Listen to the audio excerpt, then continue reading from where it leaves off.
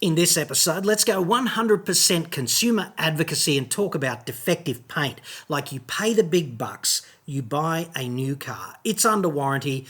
The paint goes poopy in its trousers on basically every panel, and then you get the solid gold platinum label runaround from the dealer. What do you do? And is a full refund on the cards?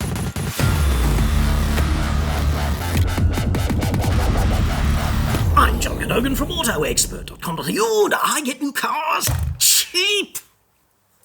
In addition to being the nation's most despised automotive investigative shitstirrer, which is quite uplifting from time to time, but no Christmas cards, dude, so there's that.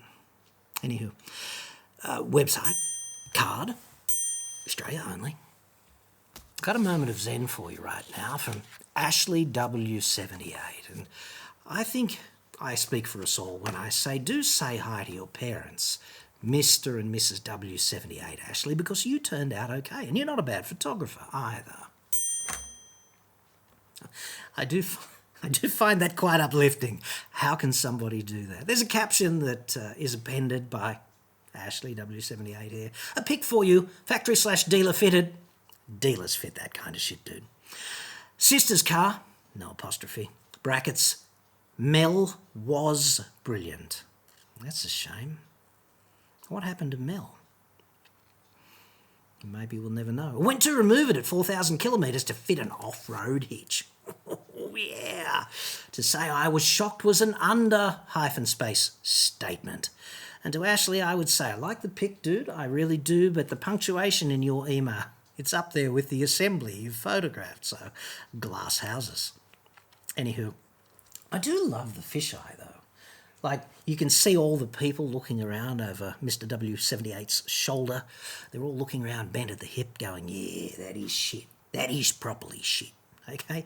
Even the formerly brilliant Mel there, presumably in pink in the background. So it's good to know that she's still around.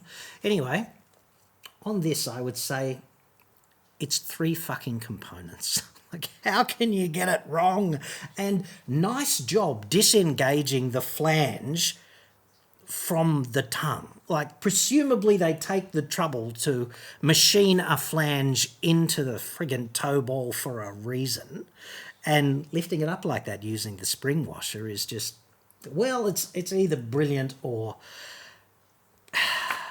words fail me, actually. I hate spring washers generally, but on toe balls, I kind of get why they're there, you know, because they're not exactly done up like a proper high tensile fitting, are they? So the spring washer might serve some purpose. And I'd further suggest that this kind of thing is emblematic of why everything needs to be over-designed, because humanity just has that outstanding capacity for stumping up a better idiot, for just inventing a higher caliber of idiot every time we think we've reached peak idiot.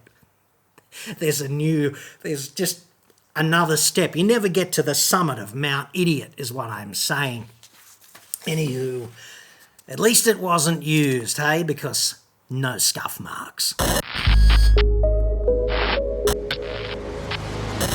And now this, just in from Nick Papa Sergio, who should be, by rights, a John Wick-esque mafia hitman.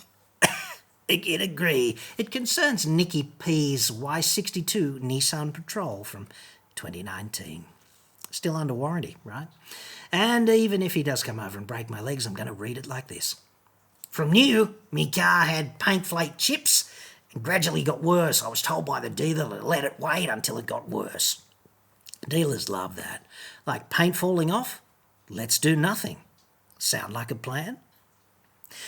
After hundreds of chips on the car all over every panel, and then it was admitted by fault by Nissan Dandenong, saying the Patrols had a paint issue and paint was chipping off to primer, and in some places back to metal, due to the paint being too hard and like glass.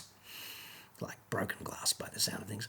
Nissan Dandenong got the car full resprayed, closed door as they call it. When it picked the car up, it was so bad that all the doors had drips dried and paint dripping off the roof line and orange peel on entire car. Those bastards.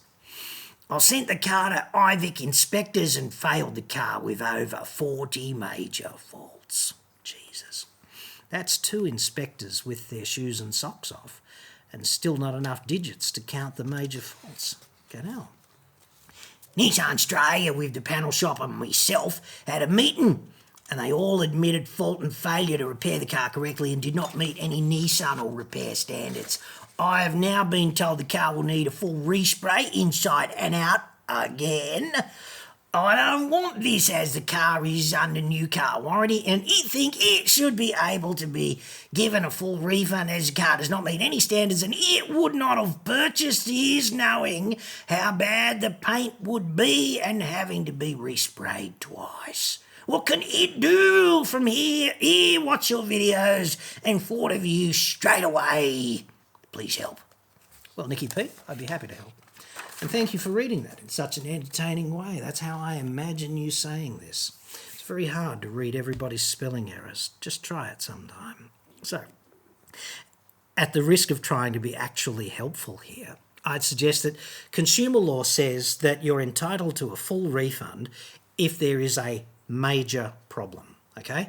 And the term major problem is one of those things that ultimately a court decides, but it's not like going to the Supreme Court, okay? Consumer court's not like that. It's actually pretty easy to get in front of some beak from the consumer court and put your case, but I would not do this unless I had spoken to a solicitor. So everybody in Australia who is in this position generally tries to weasel out of talking to a lawyer, and I get that talking to lawyers is shitful.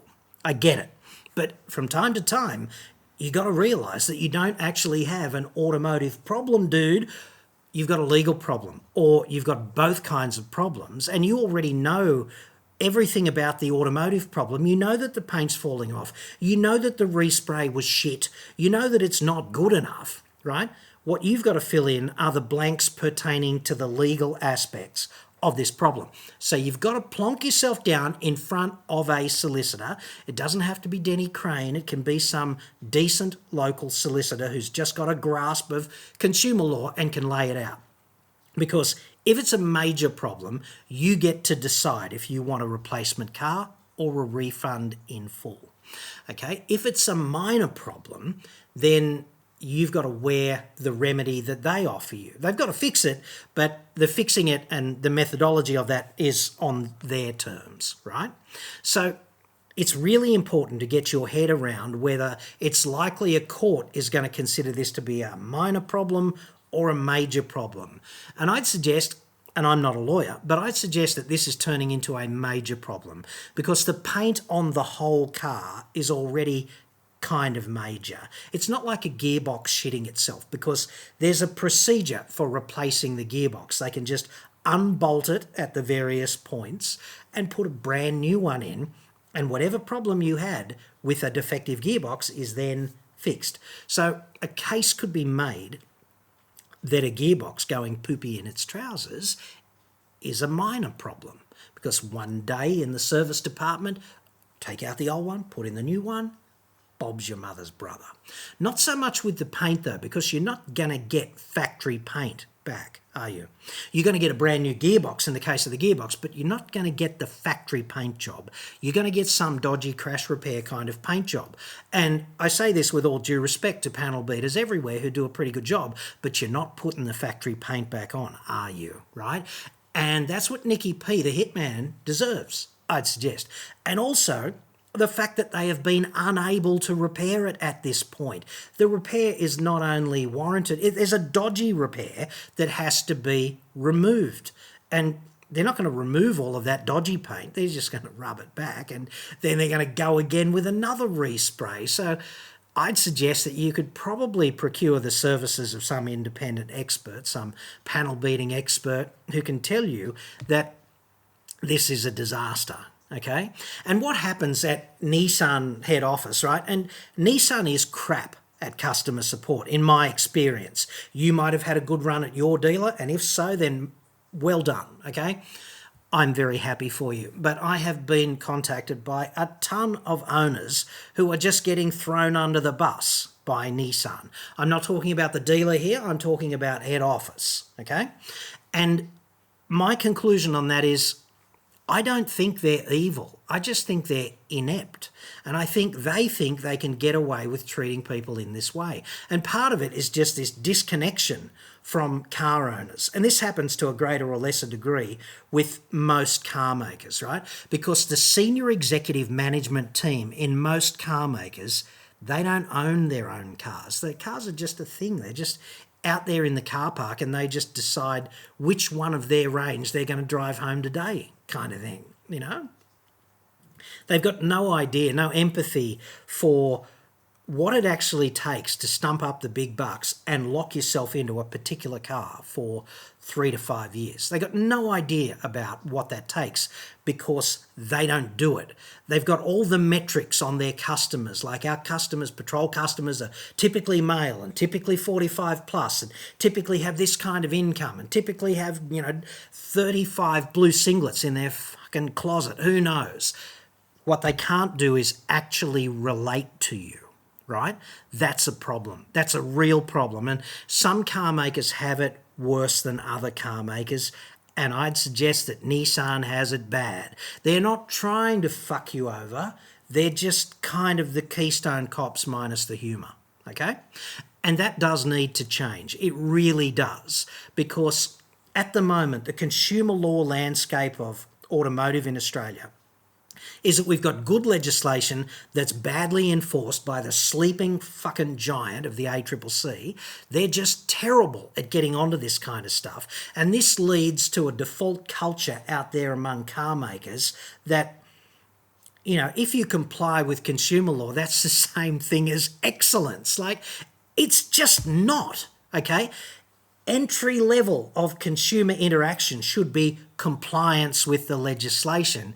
And yet it's not. In fact, as a car maker, you can differentiate yourself from other car makers just by complying, just by giving owners the actual benefit of the fucking doubt from time to time. And I find this morally and ethically reprehensible if you haven't noticed, At the risk of jumping up on my friggin' high horse about this, the car industry needs to get its shit together, and part of that is the ACCC needs to get out the barbed wire enema firing machine gun and just literally have a crack with it, That would solve a whole bunch of problems, because at the moment there is this asymmetry of power where it's really easy for car makers just to fuck you over endlessly because they've got money and resources and you're locked into this car and you don't have a whole bunch of additional money to dump on getting what's fair out of the legislation. So we need to address this fundamental imbalance, is what I'm saying. A couple of extra things here. If a car maker can't fix a minor fault in a reasonable time frame, that's enough under the legislation to turn it into a major fault, which is the trigger for refund or replacement at your discretion, okay? And if they have 3 or 4 different cracks at it and they still can't solve the problem, then this also is a trigger to take a minor fault into the major fault big league, okay?